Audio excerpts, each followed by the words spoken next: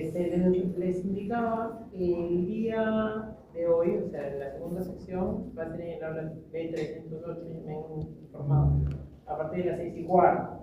Entonces, para que vayan viendo de 6:15, 1:30, ¿ya? Para las siguientes clases. Igual para las clases de prácticas, va a ser el grupo 4 y 5, los días martes y jueves, de 6:15 a 8:15, ¿ya? En el mismo laboratorio donde es. Ok, el día de hoy, como les dije, vamos a avanzar con datos en salud y es donde les di explicación. Entonces, una pregunta que siempre hacemos, o una pregunta que tenemos todos los días que resolver es sobre los análisis de laboratorio, que por ejemplo tenemos una gestante de cayoma que le toma un hemograma, ¿no? Y le diagnostica de anemia, pongamos que tiene 8.9. Pero luego viene al Hospital Nacional y finalmente termina en la maternidad de Lima. ¿Cuántas veces le vamos a repetir el hemograma? Porque probablemente en la posta de cayoma, ¿cómo es el sistema de laboratorio? ¿Cómo creen? ¿Qué? Claro, obviamente va a tener un hemograma, ¿no? El hemograma, ¿con qué lo hago? A ver si se acuerdan.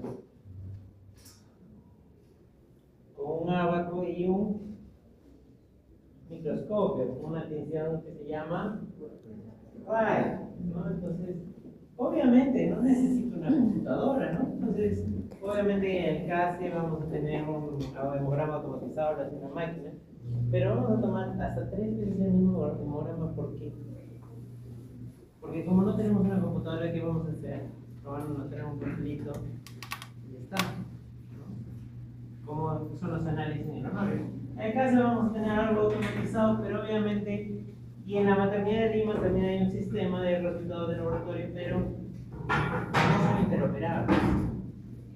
Entonces tenemos un solo dato que podría haber variado muy poco si la paciente no tenía alguna hemorragia en 2 semanas. Sin embargo, le vamos a pinchar 3 veces porque nuestro dato no se va, no viaja con el paciente. Entonces, habiéndole planteado esta situación, tenemos que cuenta como un dato en salud. Pues el dato en salud no es solo un dato en el laboratorio o la edad del paciente, es todo registro relativo al estado de salud de una persona o de una población, ¿no? A la atención recibida, a los recursos empleados y a los demás determinantes que la condicionan. Si un paciente, como vimos en la práctica, estaba corriendo y le mide la presión arterial, pues va a estar alterada. O si es un niño que tiene 2 años, obviamente su frecuencia respiratoria no va a ser la misma de la del adulto. Entonces tenemos que tener en cuenta el contexto, ¿no? Y bueno, el dato en salud es todo ello que lo puedo medir, todo registro que puedo tener, ¿no? Y bueno, al respecto, que lo vamos a ir desarrollando en la clase, estos datos, y ustedes van a saber que ustedes no pueden publicar una historia clínica, ¿no? Sin el consentimiento del paciente, ¿no? Entonces, estos datos son datos sensibles que están protegidos no por una ley, ahí les pongo una que es la principal, que es la Ley de Protección de Datos Personales, pero por múltiples leyes, ¿no? La Ley General de Salud y muchas leyes. Entonces, habiendo dicho esto, ¿cómo se clasifican los datos en salud?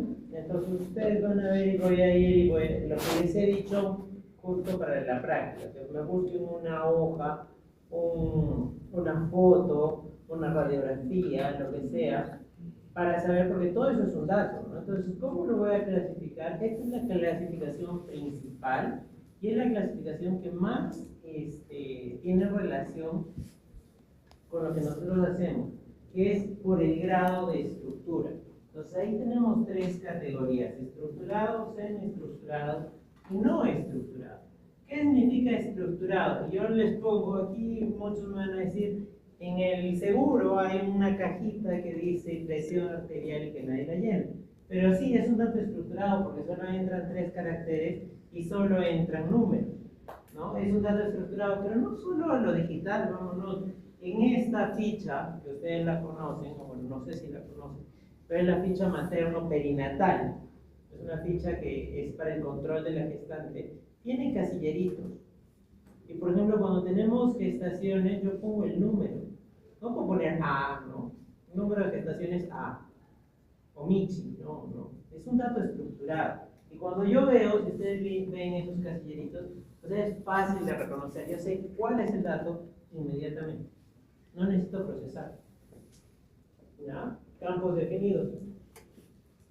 Semiestructurado. Ustedes lo ven todos los días, la hoja gráfica.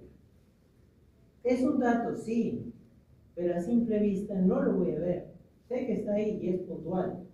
O sea, yo de una hoja gráfica puedo sacar una presión de 80-60 o de 120-90, o sea, lo puedo sacar, o una temperatura de 37.2. O sea, lo puedo sacar exactamente, pero no es inmediatamente o sea, alcanzable. No lo puedo obtener de forma inmediata. Tengo que pasar por un proceso de obtención, de extracción. Y finalmente lo que es el no estructurado, que es el texto, ¿no? Que ustedes saben, incluso, no solo por decir, no, todo lo que tiene sistemas informáticos es un texto estructurado, no. Porque si ustedes se fijan en las historias clínicas, el médico escribe. Y un médico puede escribir HTA, el otro puede escribir hipertensión arterial, el otro H arterial, y pues no se sabe, ¿no? El sistema no lo va a entender tan fácil, ¿no? Entonces es un texto libre y es un texto no estructurado. ¿Y qué es lo más importante de esto? De que nosotros vamos a tener los tres datos coexistiendo, pero ¿cuál va a ser el que más va a predominar, así sea digital? Va a ser este, el no estructurado. Y ahora estamos con el boom de la inteligencia artificial. Ustedes pueden saber que en Estados Unidos ya casi las computadoras han ido desapareciendo de la consulta. Tienen como un micrófono o el celular y van teniendo la consulta. Le voy preguntando al paciente cómo te has sentido, cuáles son tus antecedentes, yo le voy consultando. Y automáticamente luego solo miro la pantalla para ¿qué? Para revisar que todo lo que ha hecho el agente de IA, o sea, lo que me está escuchando, haya captado los detalles correctos, y si ha habido un error, pues lo corrijo. Pero ya ni siquiera toco la pantalla. Y cuando ustedes le preguntan algo a ChatGPT, ¿les escribe siempre de la misma forma? No varía. A veces pone algo antes, a veces algo después, a veces lo saluda de distinta manera. Entonces, incluso ese texto que digamos que ya la IA lo procesa, sigue siendo no estructurado porque al final va a pasar por un método de extracción, un método de procesamiento. Y ahí necesitamos lo que es el procesamiento del lenguaje natural, que eso ya lo vamos a ver después, o una visión cómputa. Entonces, ustedes tienen que entender que el texto libre no es un defecto. No es que yo tengo que poner un casillerito, y eso muchas veces, bueno, cuando yo inicié en este campo, nosotros no tenemos que colocar casilleritos. O sea, sería muy fácil. Sería muy recomendable y podríamos obtener estadística sumamente fácil. Pero ¿qué es lo que pasa? Que los estados de salud de un paciente no se pueden encasillar, salvo algunas excepciones, pero en una categoría cerrada. A veces varían, ¿no? Entonces eso me tiene que permitir hacer el texto libre. ¿Para qué? Para que mi dato sea aún más rico. Y aquí el error del diseño es obligar que el clínico haga todo lo quiera volver estructurado. ¿Por qué? Porque hay dos tipos de pensamiento. El dato estructurado simplemente es un dato que debe contarse. Y el dato no estructurado es un dato que tiene que pensarse. Si ustedes fueran a hacer un diagnóstico de un paciente, ¿qué harían? Pensar, razonar. Y sacar eso, cuando ustedes les dicen, hasta alguna vez, no sé si a alguien le habrán dicho a algún médico, búscame tal valor de laboratorio, de la presión o de cómo está el paciente, y la evolución relativamente del médico es bien corta. ¿Y dónde busco? Busco en las notas de enfermería, en las notas de obstetricia o en la hoja gráfica. Y de ahí de toda la historia clínica voy sacando datos. Y eso es lo que hace rico este documento clínico. Ahora, seguimos. Tiene otra clasificación por origen y finalidad. Los datos no necesariamente solo son los que están en la historia clínica. Que sí vamos a hablar en extenso de lo que está en la historia clínica. Y pues bueno, es lo principal que ustedes van a ver. Pero hay datos administrativos. Ustedes saben de que en las clínicas termina la atención que hacen, factura, ¿no? Cobran. Obviamente, si no es en la persona es al seguro. No hay problema. Pero, ¿cómo saben ellos? O sea, ellos van dato por dato. Ah, se le tomó un EKG, 50 soles. Se realizó una interconsulta, 100 soles. El día de hospitalización, 1500 soles. Y van haciendo así. Entonces, generan datos, son datos clínicos, sí, obviamente. Si alguien quiere ir en auditoría en salud, auditoría tiene que ver muchos con estos datos. Cuando ustedes vayan al SERUM, van a tener unos datos del FUA. ¿Para qué es el FUA? El formato único de atención del SIS. Es para reembolso. ¿Por qué? Porque, digamos, el paciente del MINSA, claro, necesita una medicación, necesita un inyectable o lo que sea, se anota ahí para que el SIS verifique, ya si se le puso todo esto, le pago al MINSA.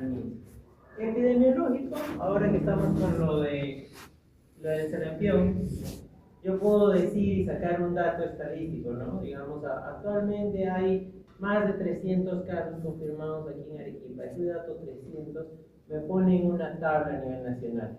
Me pone, no, que Puno tuvo más de 500, pero en Loreto hay 0 casos, ¿no? Entonces me pone en una estadística, es un dato epidemiológico. ¿Y me permite tomar decisiones? Sí. Ahora, las tablas maestras.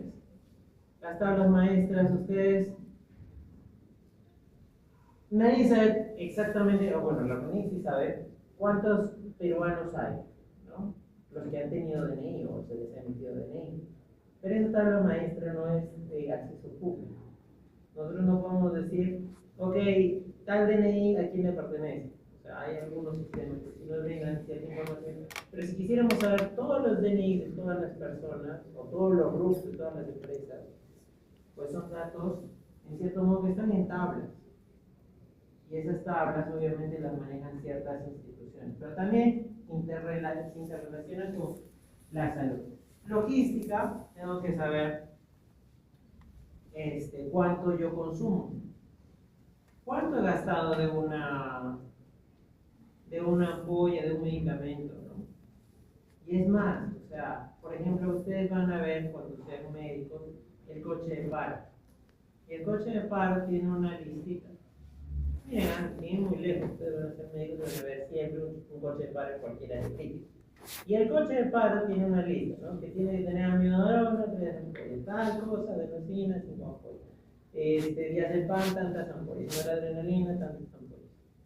Entonces, eso es un dato de cuántas ampollas. Yo tuve una parada cardíaca, utilicé medicamentos.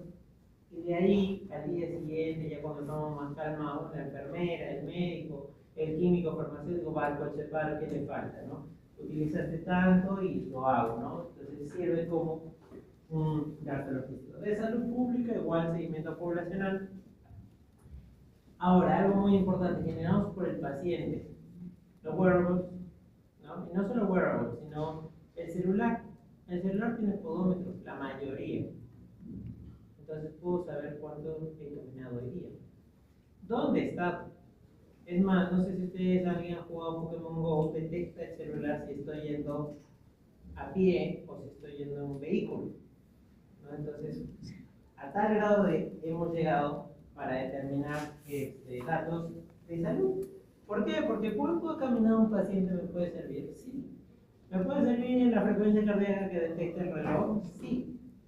¿Han visto que hay hasta dispositivos ahora, y el celular también, ¿no? Que te dice, has hablado 5 veces en la noche y te has despertado o has roncado o X cosa porque está escuchando. Entonces, si yo quiero, por ejemplo, detectar una apnea del sueño, ¿el celular me va a servir? Sí.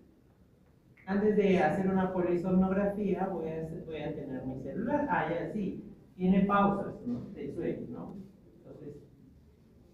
podemos utilizarlo. De alta dimensionalidad, por ejemplo, el genoma. Ustedes saben de que el genoma es inmenso de cada uno de ustedes. ¿Sí? En una sola célula hay millones de datos. Entonces, para procesarlo, yo no podría procesar todos los genomas de todos ustedes. Tengo que escoger una parte, un cromosoma, un glosi, para específicamente tratarlo, ¿no? Entonces, estos son de alta dimensionalidad y además no de imagen.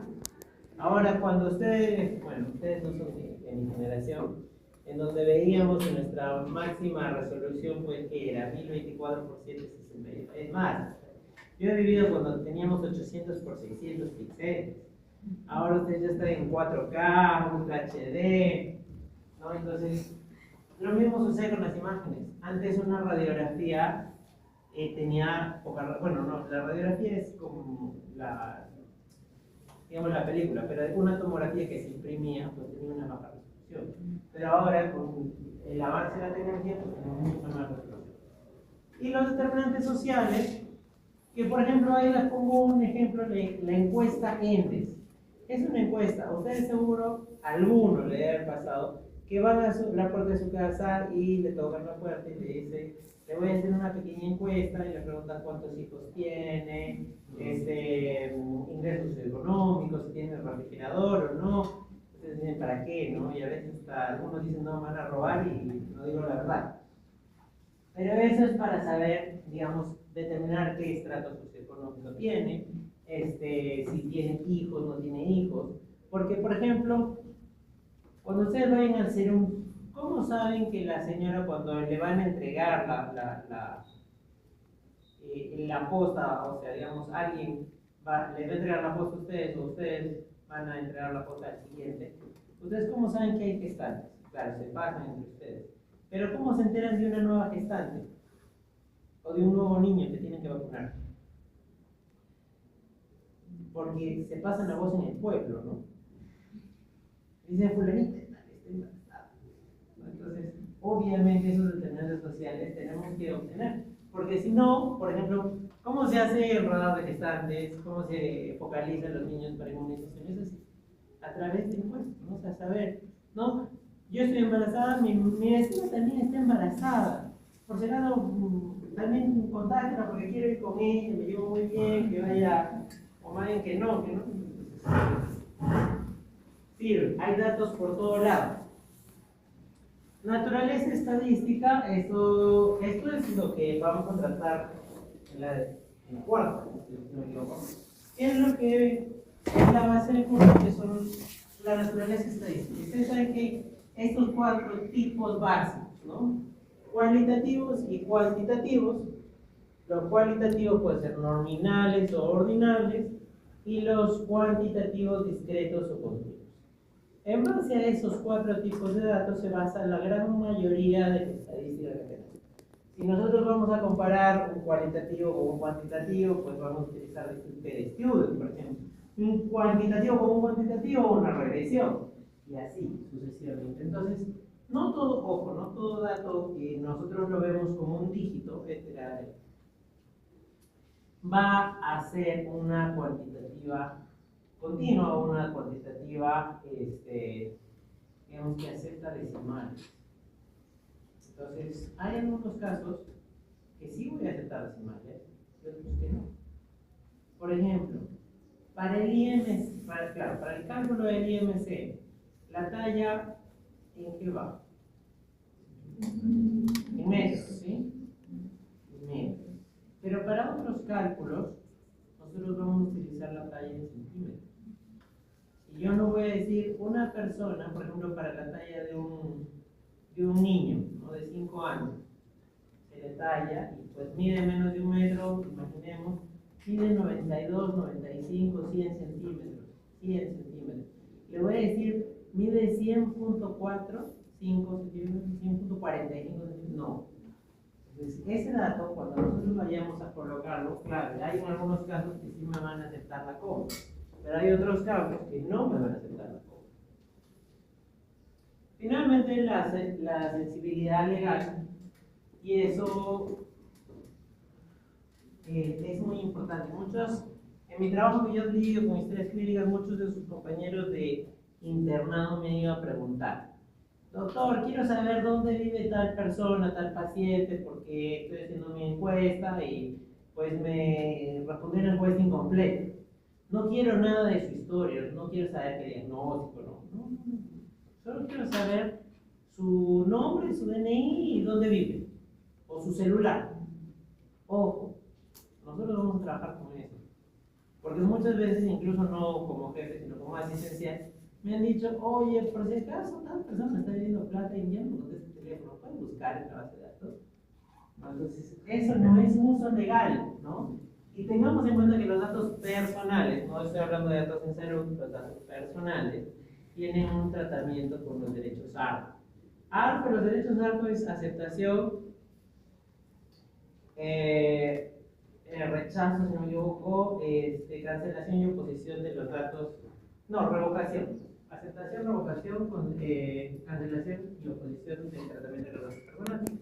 Entonces esa palabrita es mágica, cuando ustedes los llamen y les digan, señor, le quiero ofrecer un plan de Claro, pero yo nunca he tenido Claro y nunca me he inscrito en una página de Claro, entonces yo le digo, ok, basándome en mis derechos ARPO, porque mis derechos ARPO, ¿quién le ha dado mi número de teléfono? ¿Quién le ha dado mi número? Porque de frente contestan y me dice, con el señor Yoigo, ¿no? Así te lo dicen a todos. ¿Quién sabe mi número de teléfono? ¿Quién sabe mi nombre? Hasta mi DNI sabe. ¿Quién les ha dado esa autorización? Entonces, obviamente eso es como un consentimiento. Y yo simplemente, cuando ustedes digan eso, ok, pídanme su nombre y mencionen el derecho alto y al toque les fueron y ya nunca más lo vuelven a llamar. Entonces, hay leyes que nos protegen, pero nosotros también tenemos que respetarlas y cuando estemos en el hospital no violemos esos datos. Por más de que no sea, hay el diagnóstico, no, también son datos personales. Datos sensibles, todo aquello que tiene relación con la salud, ¿no? Y con otras cosas. Por ejemplo, ¿cuánto dinero yo tengo en el banco? Es un dato sensible porque no es público, ¿no? Requiere consentimiento expreso. Pero la información clínica está dentro de estos datos sensibles.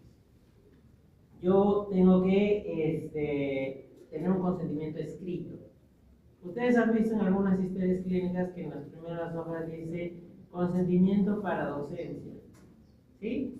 Entonces ese consentimiento tiene que ser escrito. ¿Por qué? Porque los alumnos están accediendo a una información clínica y no es para tratamiento, o sea, no es que me van a dar ellos la medicación o me van a curar, no, el médico, ¿no? Pero es para docencia, no lo sensible. Por eso que existe ese consentimiento y otros más.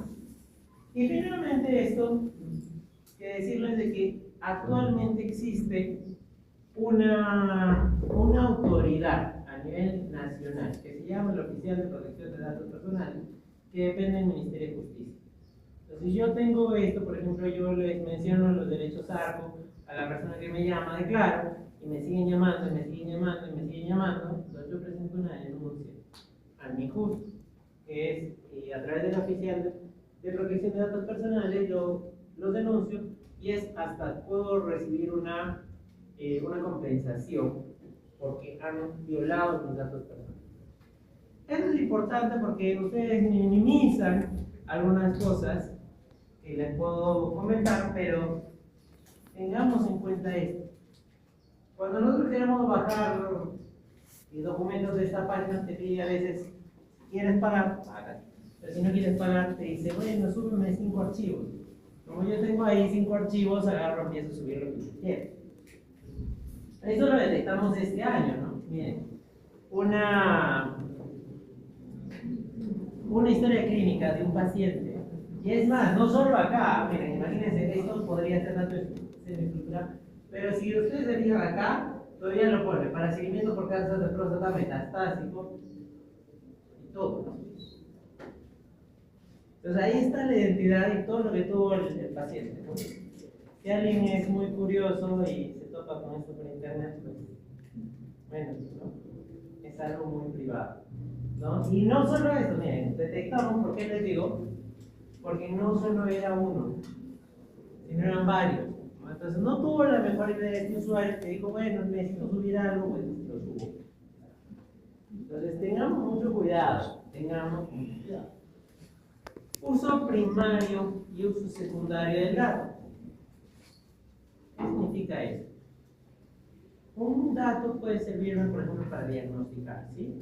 Un hemograma me sirve para diagnosticar anemia, sí, ¿no? Entonces, ese es el uso primario. Yo estoy dando un uso primario porque recibo el dato y mi finalidad es darle tratamiento. Pero si yo quiero hacer una estadística de cuántas gestantes tienen anemia, yo voy a usar el mismo dato de hemoglobina, pero no lo voy a usar con el fin de tratar a esa paciente. No es su fin primario, no es su uso primario. Es un uso que después se dio porque simplemente tenía que hacer estadística, tenía que sacar cadenas logísticas, ¿no? Para comprar hierro, para comprar otros medicamentos en el caso se necesite, y eso me demandó utilizar un uso secundario del dato, ¿no? Ahora, dentro del uso secundario también está la investigación. Ojo, la investigación tiene que ser anonimizado y aprobado siempre por un comité institucional de ética en investigación, como lo tiene la universidad. Cuando ustedes vayan a hacer su tesis, por favor no se salgan de paso, porque este año también tenía una alumna que agarra y me presenta su tesis, ya está por sustentar, me dice: doctor, de fecha de sustentación lo más pronto posible, y yo lo primero que le observo: ¿y dónde está tu dictamen de comité de ética? Ya la tesis estaba hecha, oleada y sacramentada con la tesis y todo. Pero, ¿y tu dictamen? No, doctores, que solo son datos estadísticos, no necesito. No, toda investigación, así sea solo estadística, tenemos que pasarla por un comité de ética. Sobre todo por la autorización. Y la calidad del dato. Estas son 8 características que debe tener todo dato de salud. Tiene que estar completo. Si en un campo de presión arterial yo encuentro un 1 nada más, ¿estará completo? De repente 130, 80, 120, ¿no? Preciso, es reproducible. ¿Y por qué si tengo ahí dos campos? Precisión y exactitud. No es lo mismo. Exactitud es que yo a un paciente yo le tomo la hemoglobina y me sale 8.5.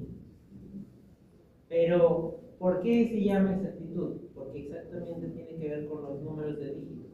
Porque es lo más aproximado que yo tengo. Mejor hagamos otro ejemplo. Ya. PSA, por ejemplo, el antígeno prostático. Yo doso antígeno prostático, doso PSA y me sale 0.4. Pero ¿es lo mismo que yo le diga 0? ¿O es lo mismo que yo le diga 1 a ese valor? No, porque el rango de referencia es muy corto y necesito esos decimales. Entonces, si el dato no es exacto y no me da exactamente lo que yo quiero, pues no sirve. Y precisión, ¿a qué se refiere con precisión? Si es reproducible. Si yo a una persona le hago un PCR ahora, ¿no? Una proteína C reactiva, y mañana o más tarde le hago en otro laboratorio y me sale un valor diferente, eso se llama precisión. Precisión no significa de que el dato esté bien, esté mal, sino de que coincida entre varias mediciones, es reproducible. Consistente es de que yo, si voy a anotar como médico la presión arterial y anoto 120/80, porque lastimosamente copié y pegué el dato, pero en las notas de enfermería dice presión arterial 80/50 y luego el paciente colapsa. Entonces, ¿qué es lo que pasa? ¿El dato fue consistente? No, porque yo simplemente no tuve esa precaución. Oportuno, el laboratorio. Si yo tengo un dato y me dicen, no sé, una procalcitonina para diagnosticar una sepsis severa, y yo tengo que iniciar tratamiento antibiótico o rotar el antibiótico, y la procalcitonina me dice: ¿sabe qué, doctor? Su resultado va a ser en 3 días. ¿Es oportuno? No. Tengo que tomar cuándo la decisión. Hoy, ¿no? Entonces tengamos en cuenta ello. Único, de que sea un solo dato federado, en general la observación que yo tenga sea único, conforme que respete el catálogo. O sea, yo no le voy a poner lo mismo A a una presión arterial B, a otra. Y esto, por ejemplo, conforme sucede en los cánceres, en los tumores. Ustedes saben que hay cuántos estadios en la mayoría de cáncer, 4, ¿sí? 1, 2, 3 y 4. Pero para clasificar 1, 2, 3 y 4 tengo que tener la clasificación TNM, ¿sí? TNM. Entonces hay algunos que pueden decir T1, N0, M1, ¿no? Entonces eso me significa algo, pero para otros puede ser un estadio 4, lo mismo. Entonces yo lo represento como 4, si yo lo represento como T1, N0, M1, no es conforme, porque los dos datos la computadora no los entiende de la misma manera. Y trazable es quién lo registró, dónde lo registró, cuándo lo registró y con qué. Estos datos estos principios no son solo de aquí, de Perú, sino a nivel internacional también tenemos criterios similares. Localizable, accesible, interoperable, reusable o reutilizable. Son importantes. ¿Hasta aquí preguntas? Vamos en un cuarto de la clase. No. Ya, esos son los datos. Ahora, les voy a poner una analogía del sobre y la carta. Tenemos un sobre muy bonito, que dice el señor Juan Pérez, imagínense su nombre. Pero abre la carta y encontramos eso. Es árabe. Lo he creado con IA, por si acaso, específicamente, por eso sé que es árabe. Entonces, esta cosa es que nosotros tengamos la dirección del señor Juan Pérez, y otra cosa es que entendamos lo que la carta dice. ¿Por qué? Porque el sobre representa la interoperabilidad sintáctica y el interior representa la interoperabilidad semántica. ¿Y por qué? Porque yo entre MINSA y salud le puedo mandar un valor, le puedo mandar una comunicación con cierto tipo de valor, ¿no? O sea, imagínense una PCR y le pongo 0,5 miligramos por decilitro. Pero llega a salud y salud recibe y dice, no, yo los valores de PCR yo los asumo como gramos por litro. Y 0,5 es negativo, pero para el otro caso sí es positivo. Entonces, que yo pueda comunicarme entre dos sistemas, no significa que los dos sistemas se entiendan. El ejemplo clásico es que ustedes se encuentran con un hindú, bueno, en India hablan inglés, pero imagínense que con un ruso se encuentran en la calle y el ruso no habla inglés y ustedes tampoco hablan inglés, por así decirlo. ¿Se van a poder comunicar? A pesar de que estén conectados en la misma situación física, a 1 metro del otro, pues va a ser difícil la comunicación porque no hablan el mismo idioma. El sobre se trata de la conexión y la carta se trata del lenguaje, por ejemplo. Y esto es bastante interesante porque la interoperabilidad en otros sistemas, como el sistema financiero, es súper. ¿No? Es una interoperabilidad fenomenal. Ustedes hacen una transferencia de BCP a Interbank y luego a la caja de Equipa y luego a una financiera y todas se hacen en menos de 24 horas, independientemente que el sistema del BCP es diferente al de Interbank, diferente al de la caja, todos tienen un sistema diferente, pero son interoperables. O sea, lo que va a suceder, pueden comunicarse y se entienden. Entonces, van a barrer o van a eliminar las fronteras organizacionales. ¿Eso sucede en salud? No. Y ahí está un reto, no solo para mí, sino para todos ustedes que van a trabajar en salud a futuro, ¿no? Entonces, eso es muy importante. Los niveles, recordando, fundacional, estructural, semántica y organización. Fundacional es, yo quiero que esta computadora se comunique con el MINSA, Si yo no tengo un cable de red, o si no tengo internet, jamás lo va a hacer.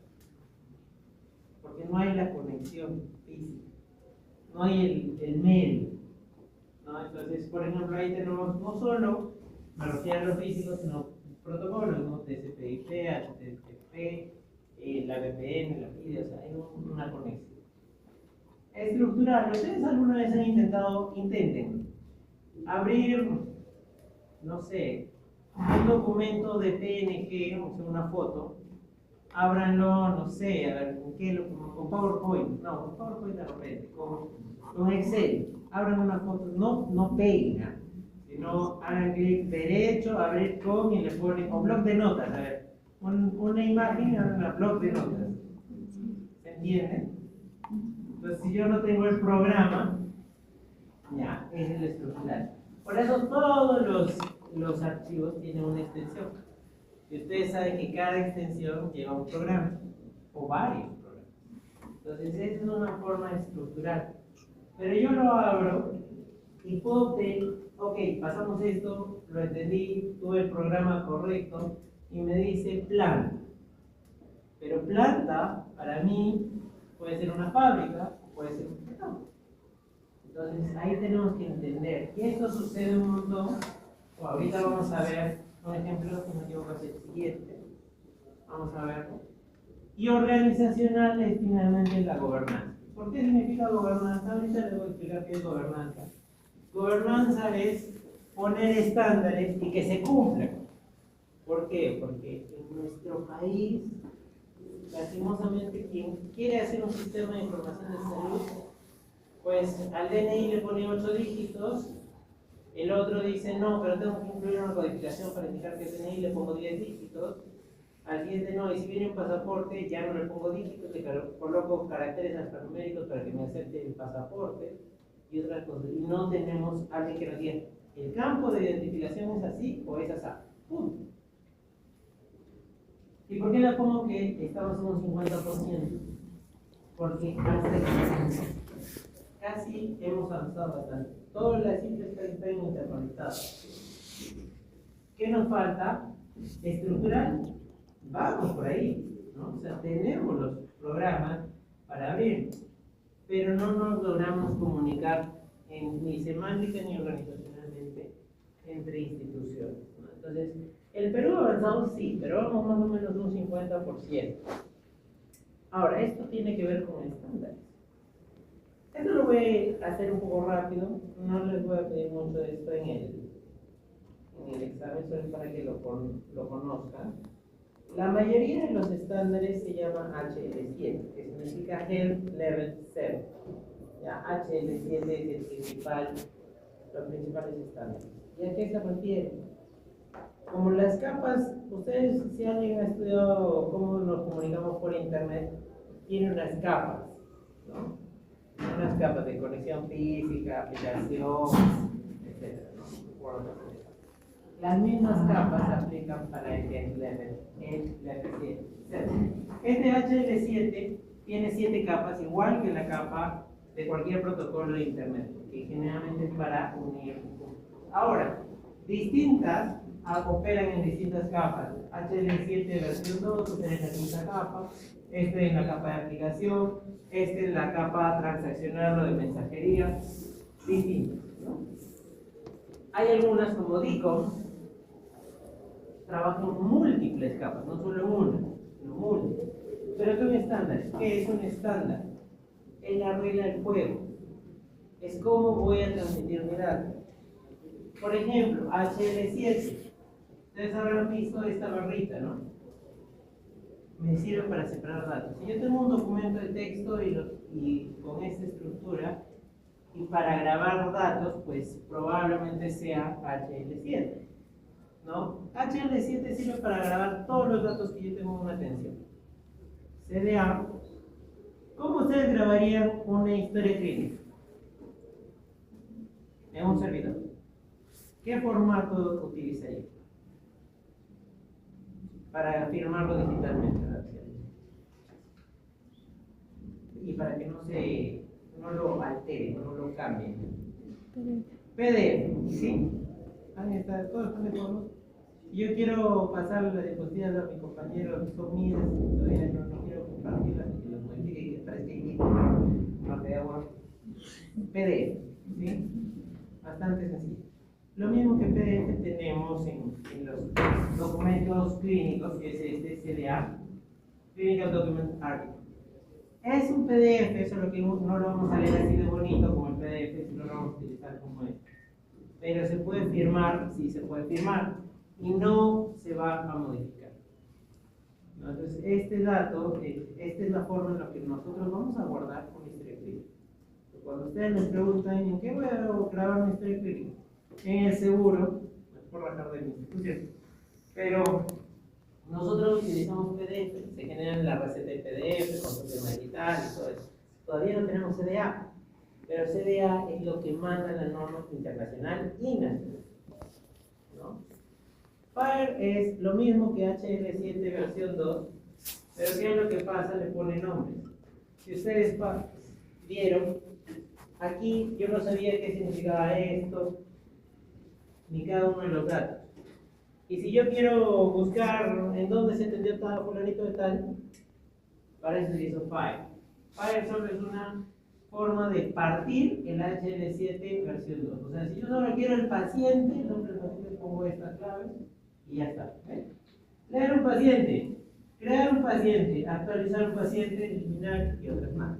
Entonces, si yo me dedico solo a la clave patient, solo voy a trabajar en la clave patient. No tengo que jalar todo el documento, modificarlo y regresar. No, solo FHIR solo me saca datos puntuales. Esto es importante, el IPS. Ahora ustedes habrán visto en TikTok, deberíamos viajar con nuestra historia clínica en un USB. Lo dije también en la primera clase de los gemelos digitales. Quisiera viajar yo con mi gemelo digital en un USB para que lo pruebe. Ese ya existe, pero no con mi gemelo digital, con mi historia clínica. Entonces, el IPS es el resumen clínico de 1000 personas, pero únicamente los datos mínimos. Por ejemplo, lo que sí o sí requiere es alergias, intolerancias, medicación, problemas y alimentos. Pero lo recomendado, ¿qué podría agregar? Si tengo algún procedimiento, algún dispositivo, marcapaso, por ejemplo, o inmunización. Y opcionales, otros datos. Si ustedes han visto, ¿alguna vez han generado un QR? Sí, todos han generado un QR. Y han tratado de meter más datos. ¿Y cómo se hace el QR? Se hace más y más y más y más grande, ¿no? Y no es posible como entender todo. Lo que se quiere y busca esta norma es que nosotros, por ejemplo, podamos generar un QR específicamente con mis datos, pero únicamente lo imprescindible. ¿Para qué? Para que me entiendan. Imagínense que detrás del DNI esté esto, yo voy a poner con mucha más seguridad, pero digamos, me pasa un accidente, caigo inconsciente y sepan todo, ¿no? O dentro del chip del DNI podría ser. DICOM, ¿alguien sabe qué es DICOM? PACS sí conocen, ¿saben lo que es el PACS en el hospital? Tampoco. ¿Han visto esos programas en la computadora que miran tomografía? Sí. Miran resonancia y hasta placas de rayos X. Ya. PACS es el programa, por así decirlo. Es el Word, el Excel, el PowerPoint. El PPTX, XLX o WinWord, no, ni mejor, DocX, esos formatos es el DICOM. Yo puedo tener una imagen, así como en PNG, las imágenes médicas se guardan en DICOM. ¿Por qué? Porque es un lenguaje más comprimido, no pesa tanto como un PNG. Y guardan específicamente la información. Por ejemplo, las placas de tomografía, las placas de rayos X, las de resonancia magnética, ¿tienen colores? No, son blancos. No. Las ecografías algunas y las tomografías también, pero entran dentro de esto, sí. Es mucho más fácil. Por ejemplo, DICOM no se debe esforzar en que el color sea exactamente, sino la tonalidad de gris, ¿no? Entonces tiene otro tipo de de enfoque, ¿no? Y como les digo aquí, PAX simplemente es donde lo almaceno y donde lo cargo. Entonces, cuando ustedes vayan y trabajen en el seguro o en cualquier otra clínica, búscalo en el PAX. El PAX es el repositorio. El PAX es el programa. Pero la imagen está guardada en qué formato? En formato DICOM. Aparatos clínicos, no se preocupen, no lo voy a hacer. Finalmente, la historia clínica electrónica. Este es un OpenEHR, es una organización sin fines de lucro a nivel internacional que crea historias clínicas, así como, y la pueden bajar, instalar en su computadora, normal, puede funcionar. Pero ¿qué hizo esto? Creó un modelo de historia clínica. Porque muy bien estamos con todo lo anterior, que yo puedo obtener un dato de laboratorio, puedo obtener ¿qué les puedo decir? Puedo obtener la edad del paciente, el nombre del paciente, ¿sí lo puedo obtener? Sí. Pero ¿qué hace EHR? Y esto ya es lo que vamos a ver, que básicamente esta es la clase más pesada. EHR o HC, que es Historia Clínica Electrónica, lo que va a hacer es que ese dato que yo quiero, digamos la hemoglobina, me lleve a un diagnóstico y un tratamiento. Entonces, eso, ¿qué observé? ¿Cómo lo evalué? La instrucción yo que se hizo, si se le puso a ver.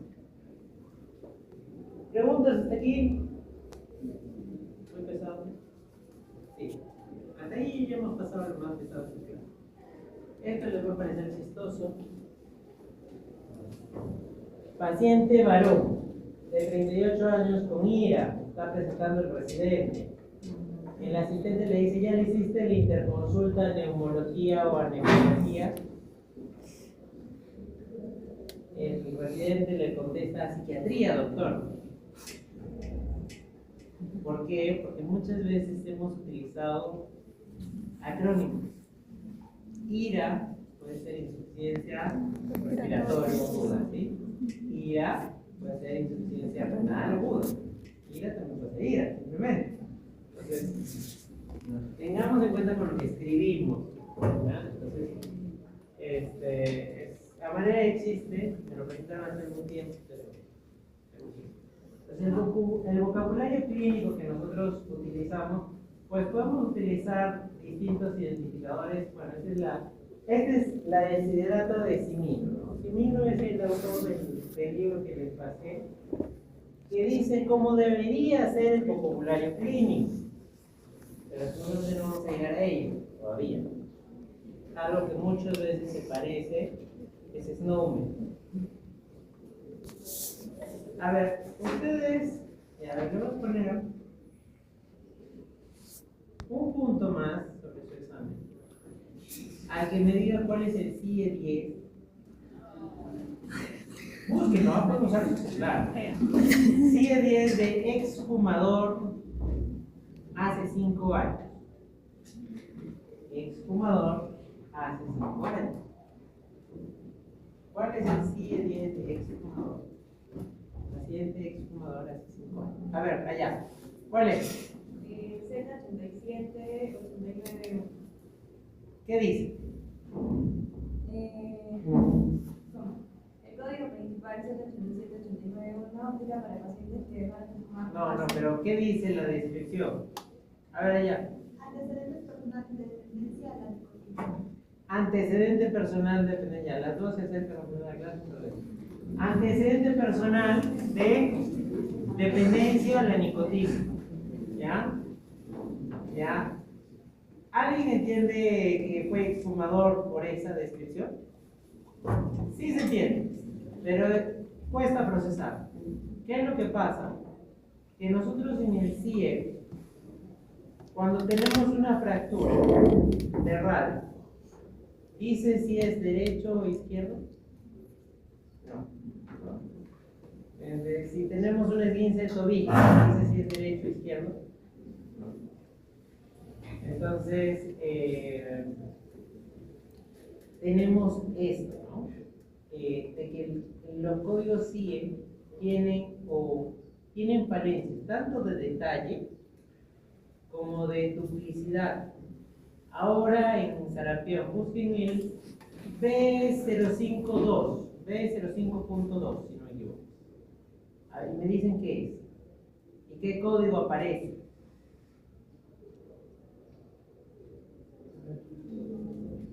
Sarampión complicado de neumonía.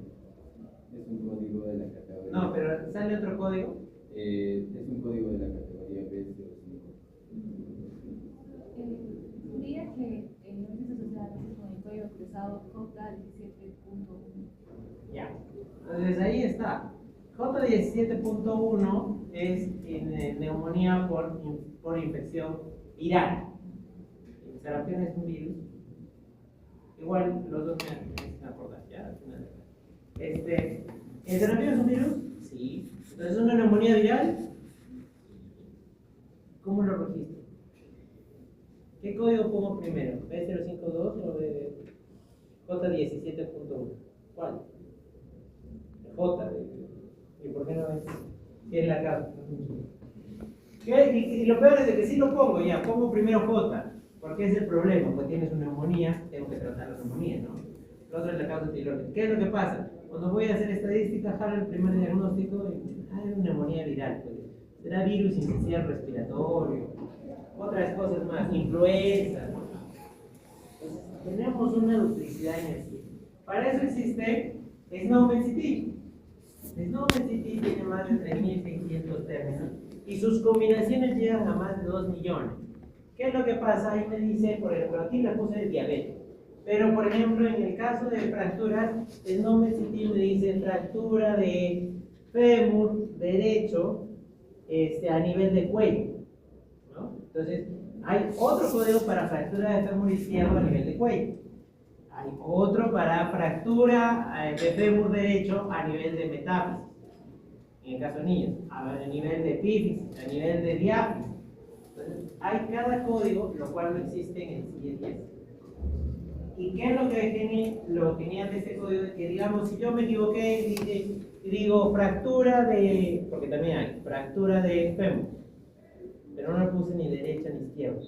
Es Snowden-CT, que también existe, me permite hacer relaciones. ¿Y qué significa relación?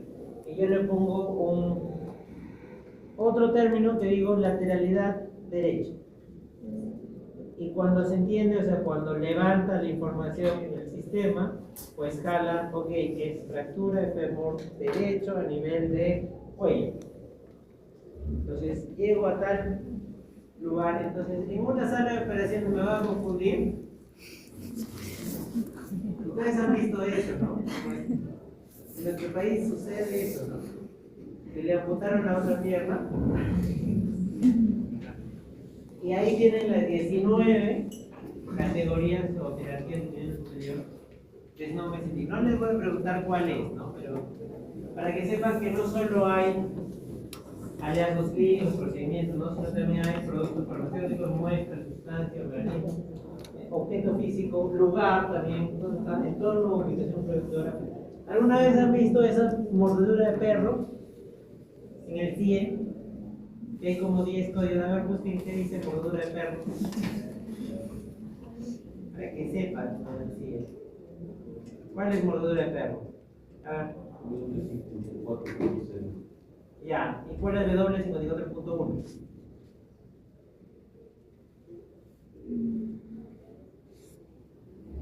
¿Y cuál es W54.2? ¿Cuál es 54.3? ¿Y cuál es 54.9? ¿De qué depende eso? A ver, dime tú, ¿de qué depende? O sea, no es 54.1 golpeado por Ya. Ya, el otro. Dos. Escuelas públicas. Ya, uno dice. ¿Cuál es la diferencia entre el 1, el 2, el 3 y el 4? El lugar. El lugar, ¿no? Entonces, claro, que sí está, ¿no? Pero no todo, ¿no? Y aquí sí lo tenemos, separadito. Tengamos en cuenta ello, ¿no? Y si ustedes en esos 9 códigos estará todo, no. En esos 9 códigos no está todo. Entonces también ahí, eso nos permite someter a hacer. Y eso es lo que les hablaba. Yo le puedo poner apendicectomía laparoscópica, nada más. Pero aquí le puse prioridad urgente, ¿no? O sea, esto me equivoqué y le puse eso. Esto equivale en Snowden-CT a apendicectomía de urgencia por laparoscopía. es lo mismo. Miren, tienen todos distintos códigos. Los cuatro tienen distintos códigos. Pero Snowmelt, como es una terminología de interfaz, nos pide que todo pueda ser interpretado a una sola vez y sin error. A eso nos pide. Si yo quiero buscar lo que les dije, ¿no? Una enfermedad con sitio de hallazgo en pulmón, que me va a leer todas las neumopatías o todos las enfermedades que tiene el pulmón. Por ejemplo, neumonías, ¿en qué apartado del sí está? Lo dijeron. En el J está la neumonía. Pero por ejemplo el cáncer de pulmón, en el C, porque es cáncer. La enfermedad de Goodpasture,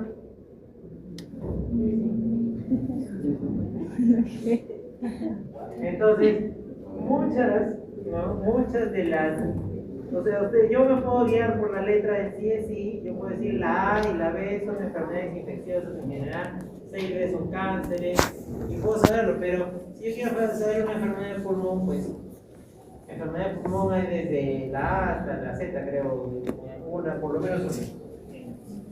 ¿Qué es lo que pasa con el problema de Snowmelt City? Que ustedes lo deben saber. Y es un muy buen proyecto, no emprendimiento, pero que me gustaría que alguna vez se cambie. Y espero que ustedes, algunos por lo menos, estén. Snowmelt City International, Snowmelt International, brinda este código, no de forma gratuita, obviamente con un pago. Pero ¿qué es lo que pasa? Si eres país miembro, pagas por todo el país y dentro de tu país pueden usarlo cualquier persona o cualquier entidad, ¿no? Pero Perú no es parte de Snowmelt City. Somos uno de los pocos países de Latinoamérica que no somos miembros de Snowmelt City. En serio, Argentina tiene Brasil, hasta Bolivia tiene Snowmelt City. Y nosotros no. ¿Y qué es lo que pasa? ¿Por qué les digo esto? No sé si estaba antes o después. No. Ya, ¿qué es lo que pasa en Snowmelt City? Por ejemplo, tosferina. Bueno, aquí le decimos tosferina, pero a veces le decimos coqueluche, ¿sí? ¿Por qué es importante que nosotros tengamos una sede a nivel de Perú? Porque si nosotros tenemos, por ejemplo, leishmaniasis, se conoce en Perú como UCA, y es hasta un término médico la UCA. Entonces, Snowmelt City ingresa a nivel de Perú el dato UTA, para que si yo lo pongo en mi evolución paciente con UTA, me jala el término automáticamente. ¿Por qué? Porque es un término netamente regional. En España no van a utilizar UTA. Entonces, por eso es importante que Perú se haga miembro y haya una organización que se haga cargo de esto a nivel Perú. ¿Por qué? Porque me da un servidor terminológico nacional. O sea, nacional, yo lo puedo personalizar. ¿Sí? Y esto ha ido mejorando alrededor de los años. ¿Por qué? Porque Snowmelt City se relaciona con CIE10, 2 veces al año hacen un entrecruzamiento. Pero CIE11, que ya lo estamos viendo, ya nació hecho para automatizarse o integrarse con Snowmelt City. Todavía hay algunos vacíos entre los dos, pero se está mejorando. Y nació, o sea, CIE10 nunca fue creado para Snowmelt City, pero CIE11 sí. Ahora, CIE11, creo que. Antes de empezar con CIE11. LOIC, no quiero. El principal es Snowmelt City, quédense con eso. LOIC es lo mismo, pero ¿para qué? Para exámenes de laboratorio y le da ciertos campos igual que Snowmelt City, exactamente lo mismo. Pero es para exámenes de laboratorio. ¿Y tiene interrelación con Snowmelt City? Sí, también tiene interrelación. CIE10.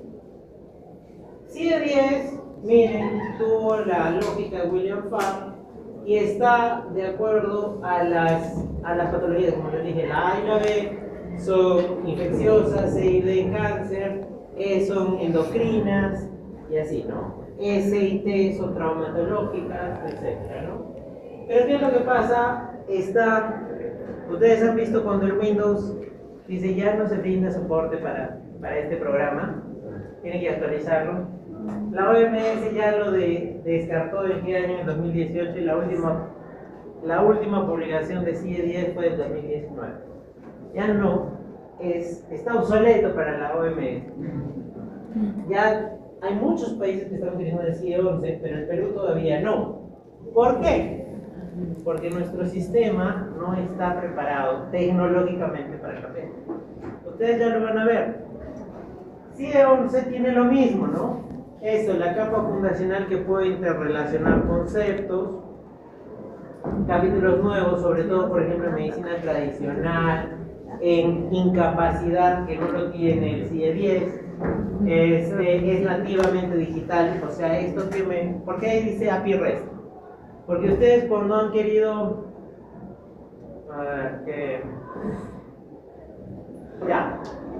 cuando ustedes ingresan al portal de la Católica, ¿con qué ingresan? Con el correo pero ¿qué página les aparece? ¿De la Católica o de Microsoft? ¿No? Entonces Microsoft le da un portal, una página web a través de la cual hace la consulta, verifica, ok, sí es estudiante, y la Católica solo muestra el resultado. Eso se llama una API REST. Una API REST es un servicio delegado a otro servidor. Entonces, tenemos una API REST de CIE 11 y es totalmente gratuita porque la tiene la OMS. Entonces, si yo quiero hacer cualquier consulta en el sistema de información, me conecto con ese servidor, digamos, existe este código, y ¡pum!, me lo devuelve todo. Y la licencia, como él dice, es de acceso libre, totalmente libre. Antes los CIE, yo tengo el CIE 9, si no me equivoco, de mi mamá, que también era médico, y el CIE 9 venía en un libro, hasta 2 tomos tenía, si no me equivoco. Así era, tenía esa característica. Y ahí tenías pues tu libro para ver. Ahora ya lo tienen en su celular. Y el CIE 11 ya es nativo digital. ¿Cuántos países? 72.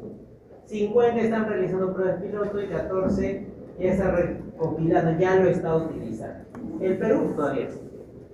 Para que vean que estamos atrasados.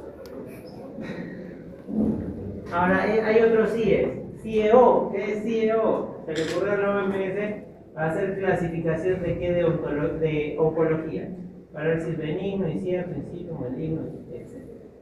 CIF es lo que se ha agregado al CIE 11, que es de discapacidad, ¿no? Y CIAP es de atención primaria.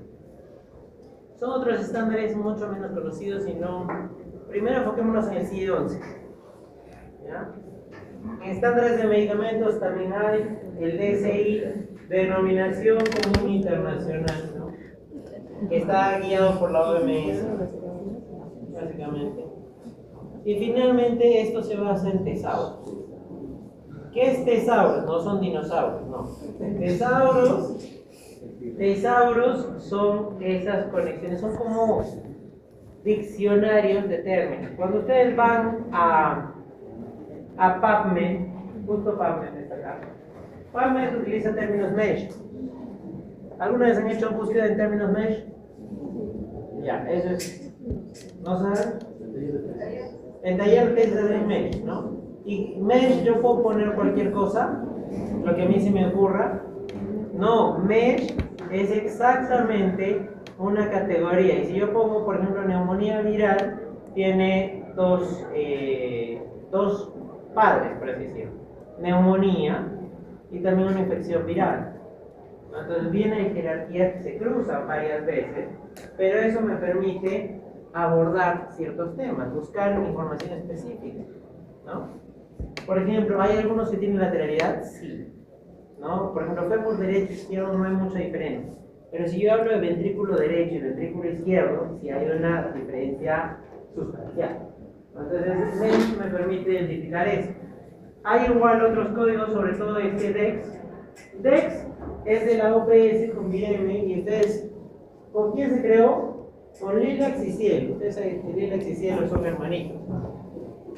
¿Por qué? Porque es de Latinoamérica y su lenguaje principal es portugués, ¿no? Y tienen español, inglés y francés. Y M3, que es del C. Es un tesauro. Es lo mismo. SNOMED no es un tesauro, porque es un lenguaje de interfaz, porque interconecta todo. Lo que es tesauro es mesh y otros más. Y hay algunos que están incorporados dentro de SNOMED City. Ahora, esto ya es lo último de la clase. 9 diapositivas. Los 10 son los identificadores estándar de datos en salud. ¿Y por qué son importantes? Porque en algún momento a alguien en el Perú se le ocurrió una buena idea. Y decir, bueno, tenemos que poner identificadores para, por ejemplo, para las personas o para los profesionales, ¿no? Yo tengo que saber, por ejemplo, si el DNI, coloco el DNI de una persona y tengo que saber si es un profesional que trabaja en un hospital, tengo que saber si es médico, odontólogo, químico, farmacéutico o si es técnico, por último, ¿no? Para eso surgieron los 10. ¿Y por qué les digo identificación inequívoca? Porque si yo, por ejemplo, estas instituciones, SUNAT o RENIEC, pongo RUC o DNI, sé exactamente qué persona es, hasta dónde vive, no lo puedo buscar, ¿no? Definitivamente. Los JETs, ¿qué es lo que pasa? Están en constante cambio, como MIS está un poquito atrasado, están incompletos y lastimosamente no están implementados, ¿no? Entonces, ese es el problema. ¿Cuántos JETs son? No son muchos, son 8. Y están relacionados, por ejemplo, aquí procedimientos, productos farmacéuticos de farmacia, usuarios del sistema de salud. Esta es la tablita que resume todo, por supuesto. Yo quiero identificar a quién con DNI lo voy a identificar. Pero muchas de las, cuando ustedes han ido a las postas, no sé si todavía han ido a las postas, ¿con qué identificamos a una persona? Tienen su carnet. ¿Alguna vez han visto esos papelitos así de cartón? ¿Qué dice? ¿Dice su DNI o dice su número de historia? No es como yo debo identificar. No es como yo debo identificar a mi paciente. Ojo. Establecimiento médico, por ejemplo, yo no sé, por ejemplo, ¿cómo identifico al laboratorio ROE? El sistema de salud quiere mandar una referencia de una muestra del laboratorio de ROE. No lo sé, pero hay un código que se llama RENIPRES, donde están no solo los establecimientos, de salud, sino también los servicios médicos de apoyo. Esos son unidades productoras de servicios de emergencia, episodios, personal de salud. Cada profesional o trabajador de salud. Tenemos el InfoRUS y el sistema, este es el sistema de planillas. ¿Quién lo maneja? El MEF y el MINSA y además los colegios profesionales. Yo puedo buscar en cada colegio profesional si alguien es médico, por su nombre, su apellido. ¿No? Entonces, eso es importante. Y el financiador, que también, por ejemplo, el CIS, Salud Pol, entre otros aseguradores, hay Pacífico, RIMAC también son, ¿no? Entonces, estos son los 10. El Estado peruano dijo, por ejemplo, les pongo un ejemplo, usuario del sector salud. Yo no puedo definir a un usuario que tenga una terminología internacional que diga el usuario del sector salud debe tener 10 dígitos, el último dígito tiene que ser una A y en el dígito intermedio tiene que ser no, porque es una normativa netamente nacional. ¿Cómo identifico? Con el documento de identidad. El documento de identidad de aquí no es igual al de Bolivia, no es igual al de Estados Unidos, no es igual al de Francia, y pues tengo que hacerlo a nivel Perú. Esto es básicamente lo que hacemos a nivel Perú. Ya existe una intención, pero tenemos que llevarlo a la práctica. Ahora, hablando de gobernanza de datos. ¿Qué es gobernanza de datos? Decir, cada una de estas, su salud, RENIEC, el MEF, MINSA, CBP, Colegio de Enfermeras, IGEMIL, tiene que decir mi catálogo. Por ejemplo, RENIEC va a decir cómo es el DNI. 9 dígitos, 6 dígitos, caracteres alfanuméricos, no. RENIEC va a decir mi dato, y es uno de los que más avanzados, por gobernanza de datos, es así. El CBP, ¿cuántos dígitos tiene? Ahora 6. Cuando yo me colegié tenía 5. Porque ya hemos superado, ya hemos llegado al 6º dígito, ¿no? Pero tengamos en cuenta, si yo creo un campo que solo me acepta 5 dígitos, ojo, cuidado. El MEF, ¿por qué está ahí el MEF? El MEF es el Ministerio de Economía y Finanzas. porque las planillas de un profesional se pagan ahí. Tenemos que saber también, ¿no? Entonces, todo ello, cada uno de ellos, no significa que el MINSA diga, ok, el DNI va a tener 8 dígitos. No, porque eso depende de quién, de RENIEC, o de migraciones, ¿no? En el caso de... Y finalmente aquí les pongo esto de World Bank. ¿Por qué de World Bank? Porque la base de datos más estandarizada a nivel mundial la tiene una entidad financiera. Y no solo tiene datos, usted dirá, finanzas, ¿no? PBI, ingresos per cápita, un montón de cosas, no. Entren a la página de World Bank y busquen datos de salud. Van a encontrar mortalidad materna, mortalidad neonatal, tasa de mortalidad general, van a encontrar un montón. Es más, hasta causa de muerte, ¿no? O sea, ¿cuál es la principal causa de muerte? Lo van a encontrar ahí, en el World Bank. Y es una entidad que no tiene que ver nada con salud. Pero tengan en cuenta y miren de que muchas veces la salud no le tomamos la importancia, no le damos la importancia. ¿Qué es la interoperabilidad? Es esto. Esto es interoperabilidad. Es un ecosistema. ¿En dónde? Donde mira, yo trabajo en salud, estoy ahí con mi ESI, pero ¿qué va a ir? Va a ir a alertas sanitarias, voy a generar un certificado de función, un certificado de nacido vivo, NotiWeb, que es para, digamos, si hay algún brote, por ejemplo ahora sarampión, entre otros, ¿no? Reunis, que son nutricionales, NetLab, son laboratorios, el GIS del MINSA, ¿no?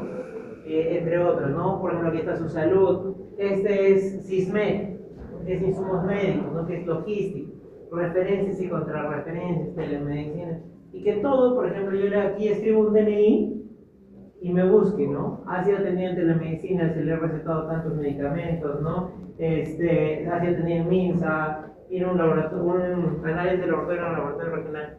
Eso es interoperabilidad. Que nosotros podamos obtener datos de todo lado y en tiempo real. Finalmente, esto ya lo vamos a ver en la siguiente clase, es algo importante para esta. Pero es que hay una intención del MINSA para organizar y acreditar. ¿Qué es la acreditación CISE? Significa de que todo el MINSA ha dicho cómo tiene que ser una historia clínica electrónica.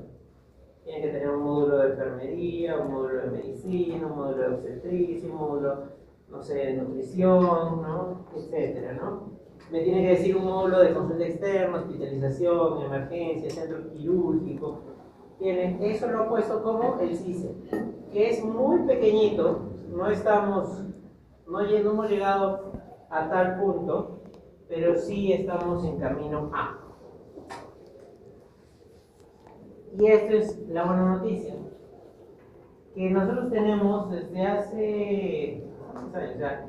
La plataforma de interoperabilidad se creó en el 2011, pero actualmente hace como unos 5 años ya está funcionando.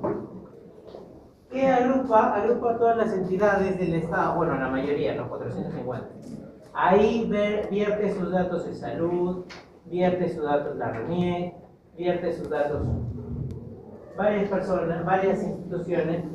¿Quién la administra o quién hace que funcione la Secretaría de Gobierno y Transformación Digital? Ahí está, fue creada en el 2011. ¿Y qué sirve? Es un bus. Bueno, los que saben de informática, bueno, de electrónica, un bus es un cablecito por el que se transmite la información. Básicamente es una carretera. Entonces, yo estoy acá, la Secretaría del Gobierno Digital verifica, ¿no?, que todo esté funcionando, que no haya averías en la carretera. Pero MINSA puede vaciar sus datos acá o recoger datos de acá. RENIEC igual, el Ministerio de Economía y Finanzas, el Ministerio de Cultura, SUNAT, hasta el Poder Judicial y todo eso. Y eso actualmente es lo bueno, ya está funcionando. Lastimosamente no para datos de salud, pero sí para documentos. Si Fiscalía pide un documento a salud, por ejemplo, ahora me llega automáticamente. Fiscalía pide, tiene Fiscalía su propio sistema de documentos y salud tiene su propio sistema de documentos, pero envía el documento y me llega a mí sin tener que llevarlo. El courier antes era una persona que recogía de mesa de partes de aquí y lo llevaba para allá. No, ya no existe. Ahora a través de digital pasa el correo, o pasa el documento, ¿no? Entonces, inmediatamente. Funciona, ya funciona, a gran escala, pero no se puede, todavía no se ha implementado muchas alternativas de salud. Entonces, la agenda digital de salud al 2030 es más para conocimiento. Lo que queremos en el sector salud es que haya interoperabilidad, servicios digitales inclusivos, protección de datos importantísimo, infraestructura, datos abiertos, automatización de procesos y equidad de acceso. Con ello, vamos a lograr que nuestra salud. Y les hablo de esto de datos ya para finalizar la clase, porque es la última diapositiva. Porque todo parte del dato. Si ustedes se han fijado, yo he partido del dato y hemos llegado a la interoperabilidad. Yo no puedo compartir un dato si yo tengo HTA en mi... O por ejemplo, pongamos el ejemplo anterior, IRA. Yo comparto el dato sin un concepto, sin un contexto. Yo le comparto el dato, le mando una foto. ¿Cuál es el diagnóstico, doctor? No le mando el CIE, le mando IRA. El ministro lo va a recibir, ok, ya tengo el diagnóstico, pero no sé qué es. O por ejemplo, ¿alguna vez han visto las historias de oftalmología? Todavía no creo. Pero mírenlas, traten de buscar alguna historia de oftalmología, es bastante interesante. Porque lo único que yo entiendo de sus acrónimos es OD y OI, que significa ojo derecho y ojo izquierdo. ¿Ah? Pero de ahí ponen AF, no sé, otra, y son así, son las siglas de dos, ¿ah?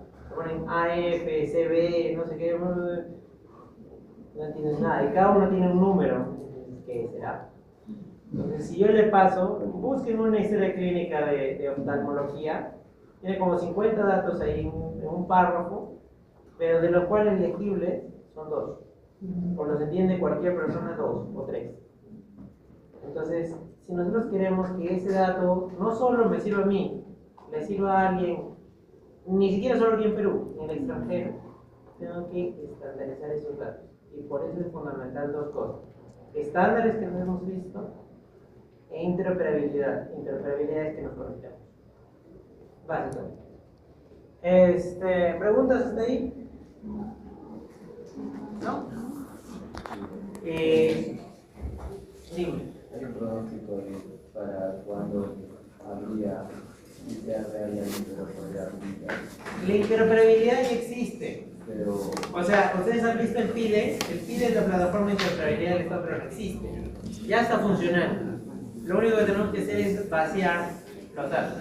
Hay algunos eventos que se llaman Conectatón. Ha habido ya 2025 y 2026, los Conectatón. Y en el Conectatón han probado meter datos en salud al pool de interoperabilidad y ha funcionado así exitoso, pero no se ha utilizado en el exterior. O sea, de que ya podemos, si se puede, ya se ha hecho la prueba, si se puede, 2 años seguidos, pero no lo estamos haciendo. ¿Cuándo va a suceder? Cuando, por ejemplo, MINSA tenga computadora para la atención. Esperemos que esté en este gobierno. ¿Cuándo va a suceder? Cuando las clínicas dejen de basarse. Ustedes saben de que hay una asociación de clínicas privadas del Perú. La asociación es una entidad rectora, básicamente. Entonces, muchas veces, todas las clínicas se guían bajo esta asociación de clínicas privadas del Perú. ¿Qué es lo que pasa? MINSA saca una normativa, pero dice, por ejemplo, ¿cómo se llamaba esto? El catálogo, no me acuerdo. Y a MINSA utiliza CPMS, que es un catálogo de procedimientos. Y la Asociación de Clínicas de Perú utiliza otro catálogo, ¿no? Entonces, para fractura este tiene un código y para la fractura el otro tiene otro código. O digamos, colocación de yesos aquí uno y colocación de yesos aquí otro. Me puedo imaginar, ¿no? ¿Y qué es lo que pasa? Las clínicas, les decimos, el MINSA es quien está mandando, debes cambiar. No, pero la Asociación de Clínicas Privadas del Perú me dice que utilice esto. ¿Por qué? Porque los seguros piden esto. Y como están disociadas, no tienen el mismo código, no tienen el mismo número, el mismo dígito. Entonces, la respuesta es cuando tengamos una real gobernanza, una real orden organizacional. Cuando el MINSA diga se hace A, se hace A. Porque ahora el MINSA dice que se hace A y se hace Z. Entonces eso es lo malo, ¿no? Eso es lo malo. Y yo creo que sí, esperemos que en el próximo quinquenio ustedes ya puedan ver eso. Vayan familiarizándose con el CIE 11 porque no tiene nada que ver, no tiene letra, puro número. Vayan familiarizándose porque eso va a ser el futuro. ¿Otra pregunta?